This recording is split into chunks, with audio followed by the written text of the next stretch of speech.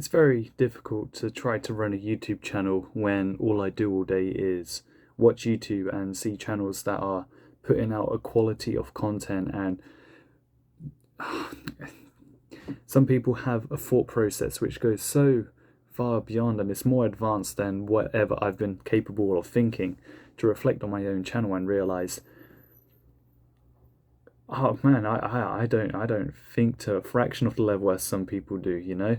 There's a part of me which just has awe and admiration for what some people are capable of doing and running YouTube channels which are incredibly successful.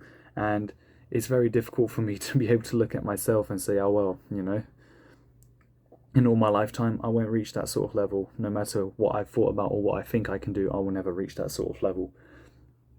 It makes me feel like I should hold back and just let other people do their thing because they're good at it.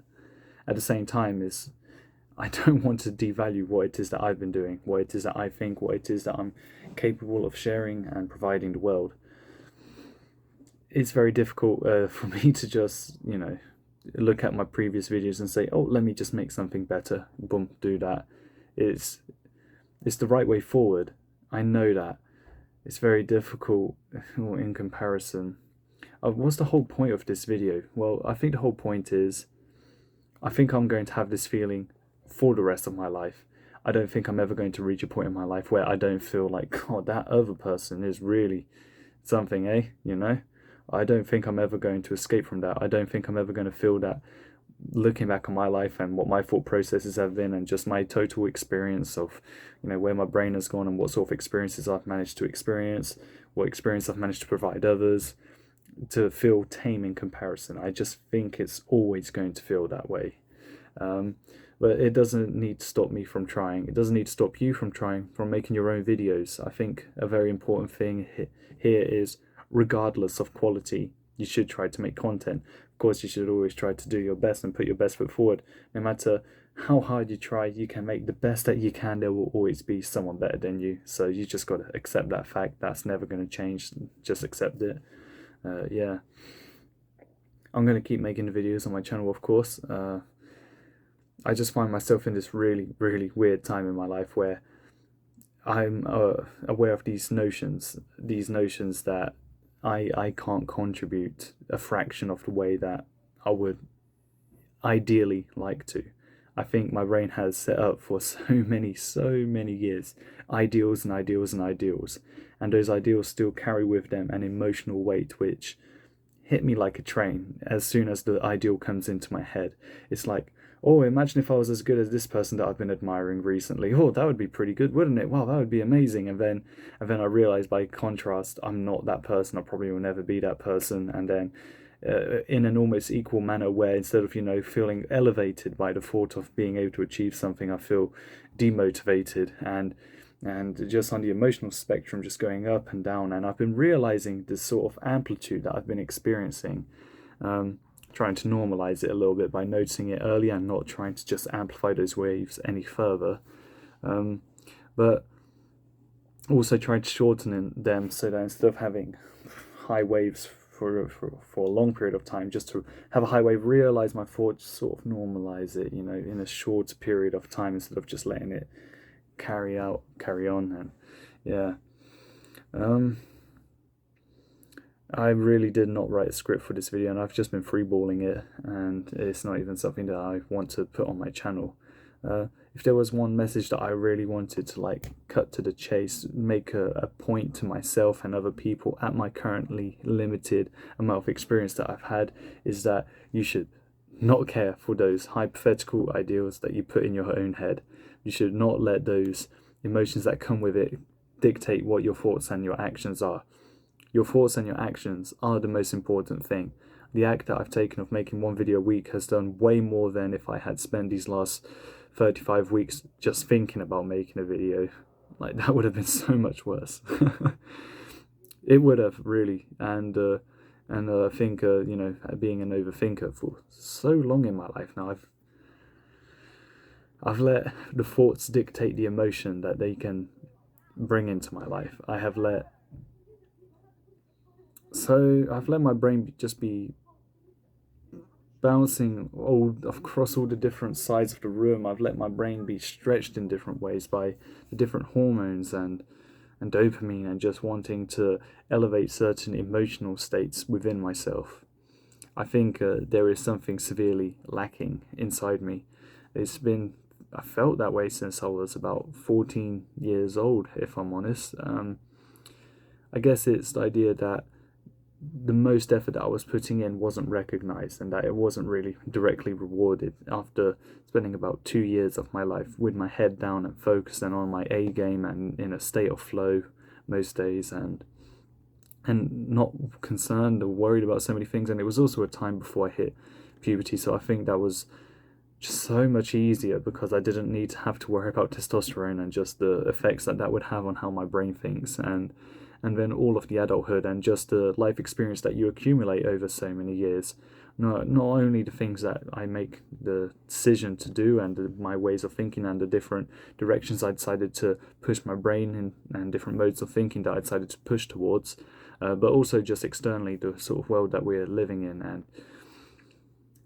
and all the things that are completely beyond our control that we just got placed into this world, like bloop, you're here now, and yeah, all of this shit happened before you were born, all of this shit is happening while you're alive, and all of this shit will happen in the future that you have absolutely no control over, and the older you get, the more and more of that accumulates, and the more and more you realize that you've got this fleeting sense of whatever you had in your childhood, which you probably had the false illusion that it was all sunshine and rainbows and full freedom to do anything, and you get to go on holidays with your parents to new countries and have a wonderful time and eat wonderful food and not have to work, and you just get to play with your mates all day, and then you don't have to study too hard. At least that's how I was for the first 12 years of my life.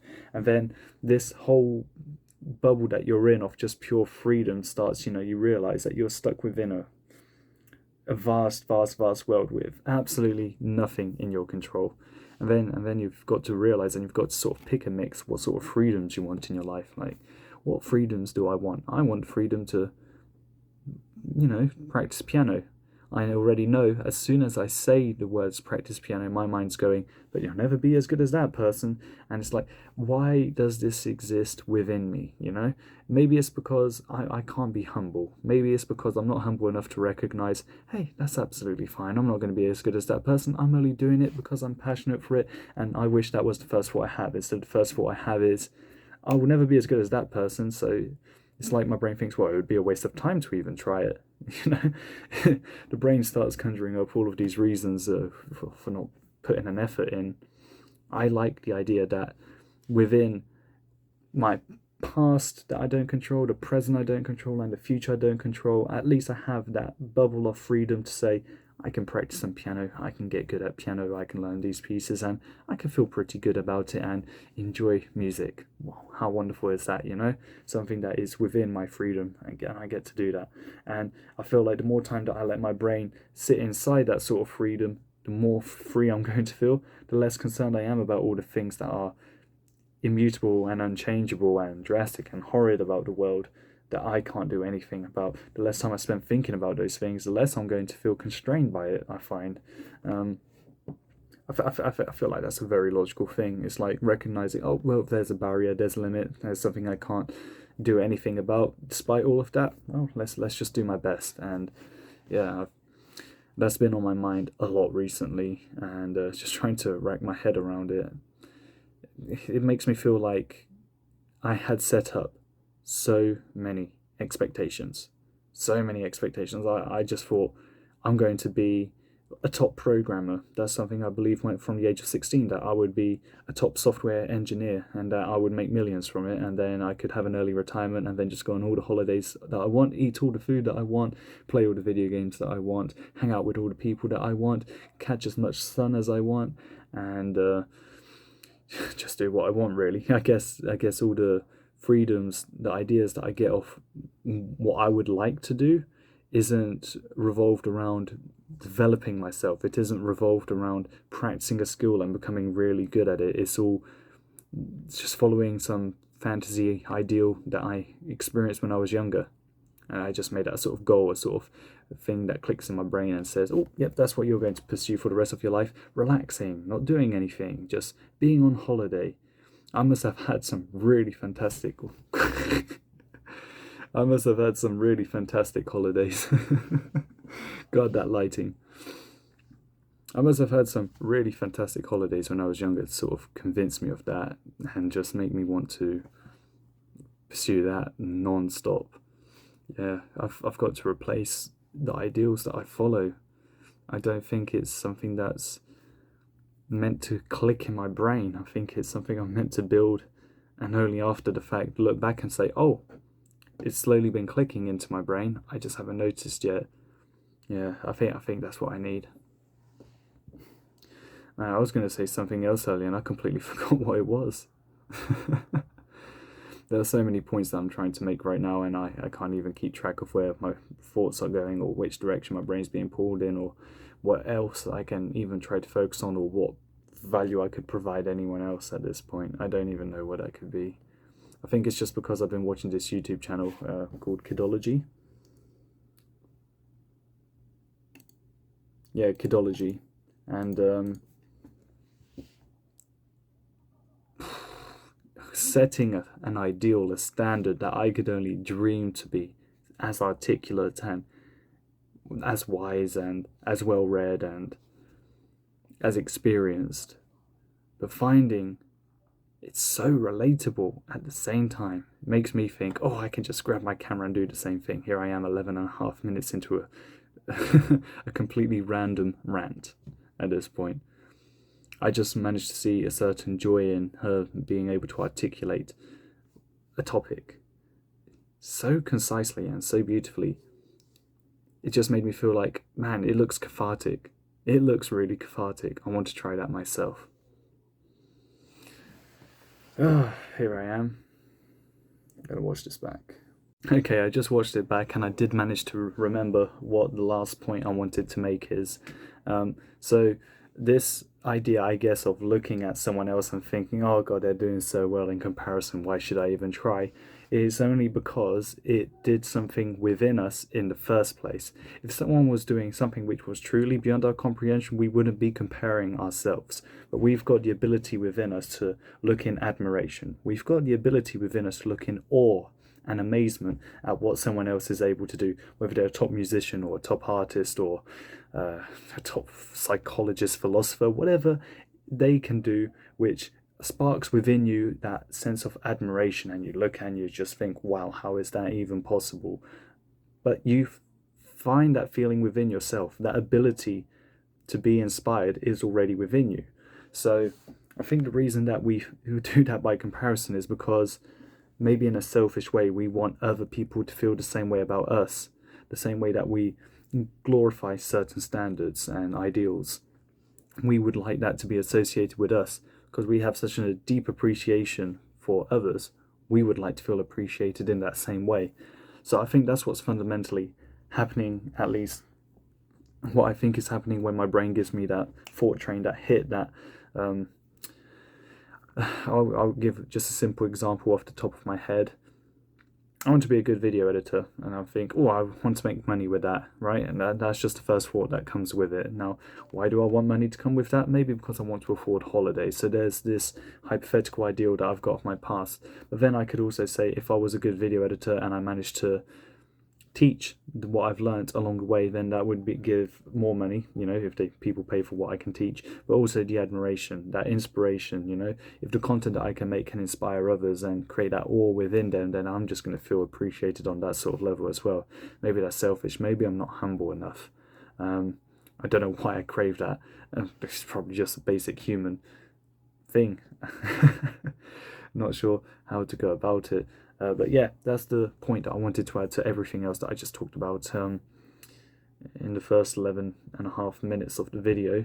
We've got an ability within us to see the spark of the divine, if that makes sense. I think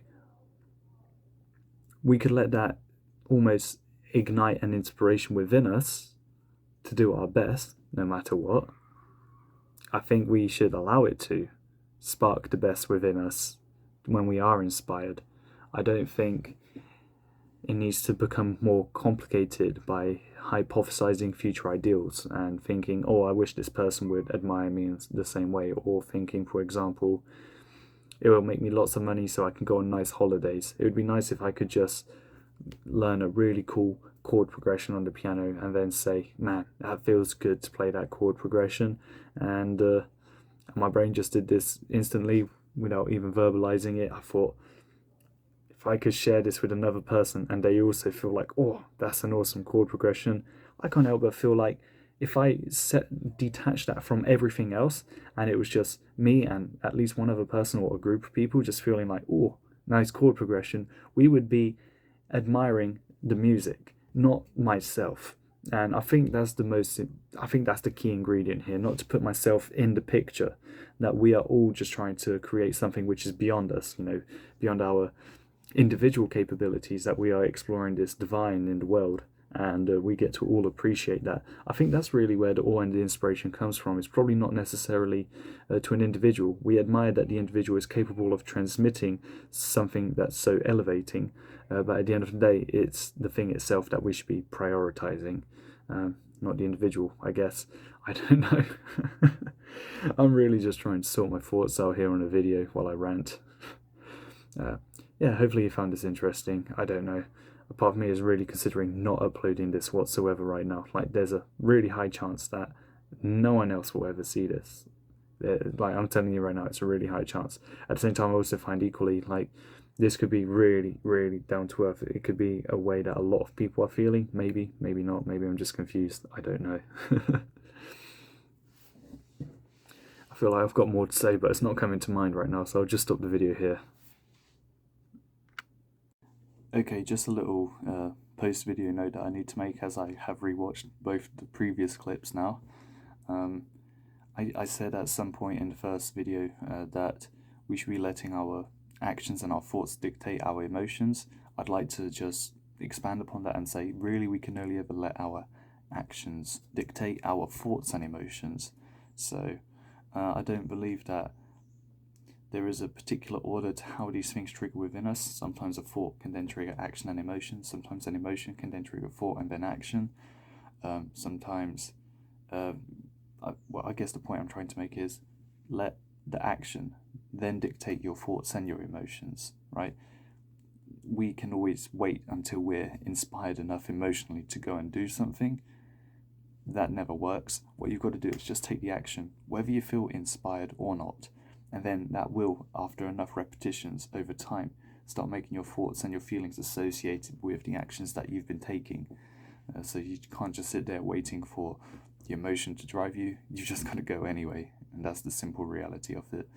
So yeah, to break down what I think were the most important elements of what I ranted about. When we're inspired by someone's capability to produce something incredible in an artistic manner, what we're admiring isn't necessarily the person doing it. Of course, there has to be a person doing it in the first place. We can't separate that. But what we're appreciating is what they're capable of doing. What we're appreciating is something which is almost ephemeral, not something which is based on a human and their actions. It's beyond that.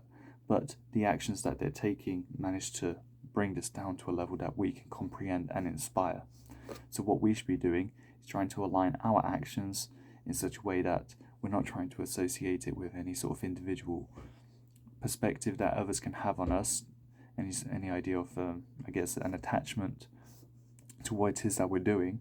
What we should be doing is trying to find that, not necessarily make ourselves the main attachment between the thing that we're trying to create, but just being inspired by it and moved by it and letting that be the expression of itself. And yeah, so there's that idea, and all we can do is try to act towards it. And we've got to try to separate these mental ideas that we have where we want to, feel certain fame by association. I guess I'd put it that way. But yeah, thanks for watching.